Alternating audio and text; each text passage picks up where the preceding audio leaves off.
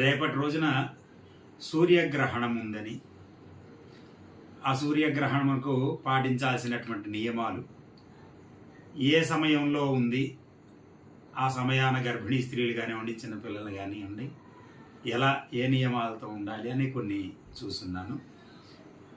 వాస్తవంగా భాద్రపద బహుళ అమావాస్య 2వ తారీఖు బుధవారం నాడు వచ్చింది రేపటి రోజున.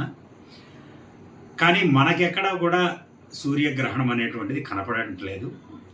రాత్రి కాలం యందు సూర్యగ్రహణాన్ని చూపబడ్డారు కాబట్టి సూర్యుడు గమనం మనకు పగలే ఉంటుంది.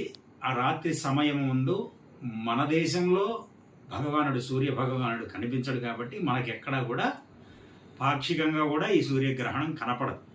ఇతర దేశాల్లో కొన్ని దేశాల్లో ఈ సూర్యగ్రహణం కనపడుతుంది. కాబట్టి దీన్ని దృష్టిలో పెట్టుకోండి. చాలా వీడియోలు ఉన్నాయి. చాలా వీడియోల్లో